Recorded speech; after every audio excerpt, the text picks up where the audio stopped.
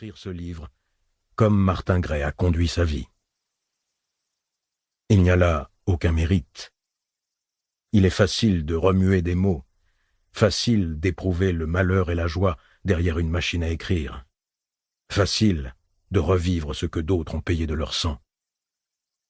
Mais il le fallait pour essayer d'être fidèle à une voix, à ceux pour qui ce livre était né, et pour tenter de donner aux autres l'émotion, la leçon qu'il y a eu pour moi à rencontrer un homme vrai et debout. Max Gallo. Paris, juillet 1971. Avant que ma tête n'éclate. Je suis vivant. Souvent, ce n'est pas facile. Hier matin, un autre journaliste est venu. Maintenant, je les connais bien.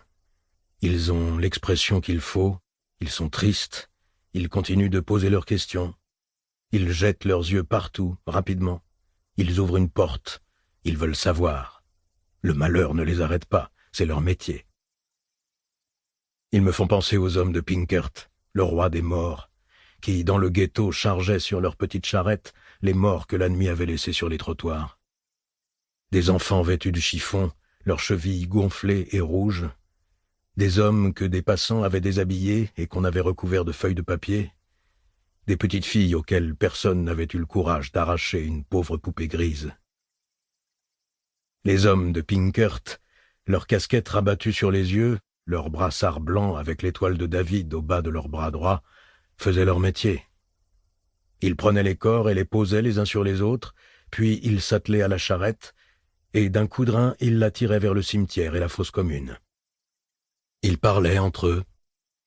Parfois, quand ils avaient réussi à obtenir un morceau de pain, ce pain au goût de plâtre, ils étaient heureux. Ils sifflaient, ils se lançaient des mots d'une charrette à l'autre, et les bleus, les policiers polonais, qui n'hésitaient pas à tuer des enfants, ne comprenaient pas les hommes de Pinkert. Ils hochaient la tête, méprisants et scandalisés. « Salauds de juifs », disaient-ils encore.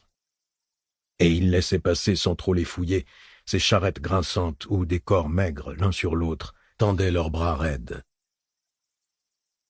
Le journaliste d'hier matin n'était pas un professionnel.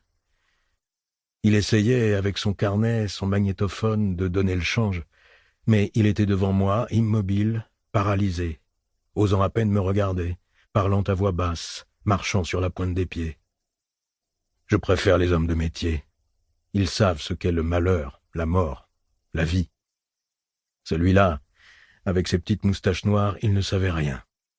Et il m'a fait mal encore. Il me disait, en silence, il hurlait en face de moi, malgré son sourire crispé, « Mais qu'est-ce que vous faites là, vous, à me recevoir, à parler, à traîner vos bottes dans cette pièce? Qu'est-ce que vous faites là, à vivre? Vous n'avez pas honte ?» Il secouait la tête, regardait les photos des miens, Dina, ma femme, que je montrais encore, il le faut bien, mes enfants que je poussais vers lui, Nicole, Suzanne, Charles, Richard, souriant sur ces photos. Il gardait la photo où ils sont tous les 5 dans le pré devant la maison, Suzanne debout, levant les bras, et Dina serrant contre elle Richard. Et il ne disait rien. Il hochait la tête, et j'avais envie de le saisir par le cou, de le jeter dehors, de lui faire mal, et j'avais envie de faire éclater ma tête en la frappant sur les murs. J'aurais voulu prendre ma tête et la lancer à toute volée comme une grenade sur cette maison que nous avions reconstruite, Dina et moi, pour nos enfants. Ma tête explosant enfin, une bonne fois pour toutes, et me laissant en paix. Mais non.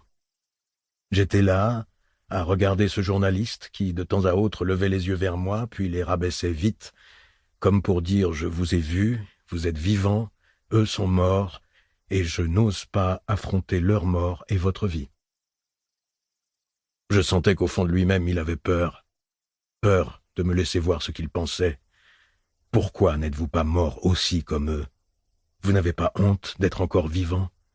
Votre vie est un scandale. Moi, je savais qu'il pensait cela. Parce que depuis des mois, depuis le 3 octobre 1970, je me répète cette phrase à chaque instant.